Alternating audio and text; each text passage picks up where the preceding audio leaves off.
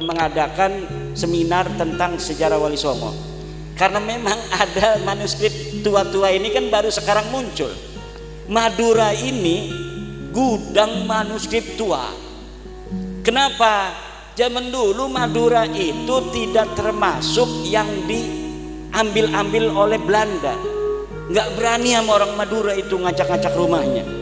Kalau di Banten itu Gus Jami, saat 1808 Kesultanan Banten dihancurkan, itu semua manuskrip diambil. Untung masih ada beberapa tentang silsilah sampai 1808 yang masih ada.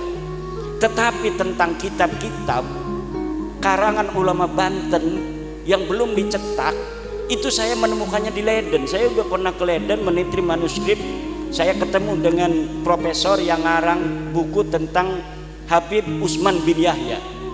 Jadi dengan Habib Usman bin Yahya penulis bukunya, saya sudah ketemu Bapak Profesor Nico Kaptein. Itu di Leiden di sana. Dan di Leiden itu mayoritas adalah manuskrip-manuskrip yang berasal dari Nusantara. Nah, tapi di Madura, alhamdulillah dengan ada kasus nasab ini dibongkar-bongkar. Sunan Gunung Jati itu ketemu tahun 1624. Itu dari Madura, bukan dari Cicerbonan, bukan dari Kanoman, bukan dari Kasepuan, tapi ditemukannya dari Madura. Dari tapal kuda yang semi-semi Madura itu ditemukan banyak sekali kitab-kitab manuskrip. Kemarin Arah 9 Channel menemukan lagi dari Madura lagi. Rupanya orang Madura punya gaya tersendiri menyembunyikan manuskrip sehingga tidak bisa terdata oleh radar Belanda. Karena Belanda ini ingin sejarah Indonesia itu hilang masa lalunya. Agar apa? Mereka dapat untuk membawa bangsa Indonesia sekehendak hatinya. Karena dia tidak punya kompas sejarah. Orang yang tidak punya sejarah masa lalu sebuah bangsa itu akan mudah dikendalikan oleh bangsa lain. Makanya kenapa itu ada bangsa yang sampai bikin-bikin sejarah palsu. Karena sejarah itu penting. Bikin makam leluhur dia, ditaruh angka 1500, udah dia berarti leluhurnya sama Wali Songo. Siapa dulu nih yang menyebarkan Islam? Apakah Wali Songo apa leluhur saya? Katanya. Tuh lihat tuh, ada makamnya.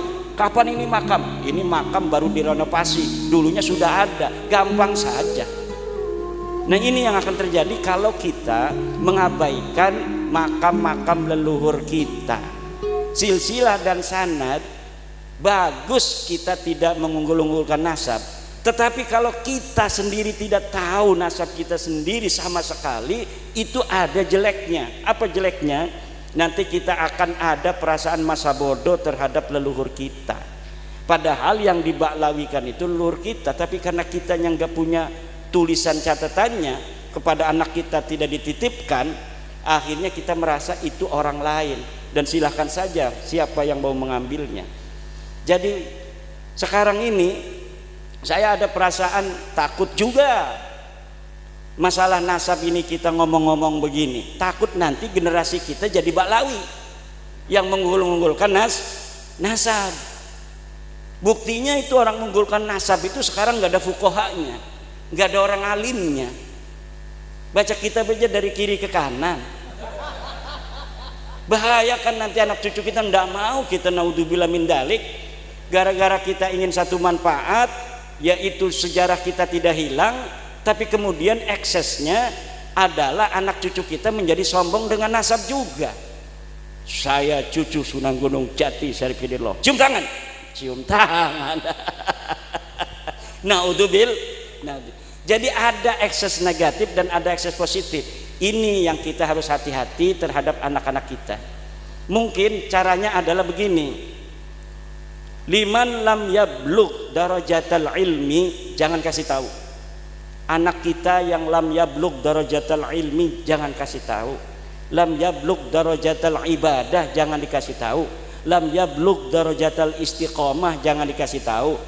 Tapi kalau ada anak kita yang kelihatan udah soleh, udah pinter, kasih tahu ndak apa-apa supaya dia yang menjaga. Ada yang lainnya enggak soleh kelihatannya, udah jangan dikasih tahu, dia biar tidak belagu-belagu dengan nasab. Kalau dia mau berbuat jelek juga dia tidak bawa-bawa keturunan. Nah kalau sekarang orang yang sejak kecil dikasih tahu kamu nasabnya bin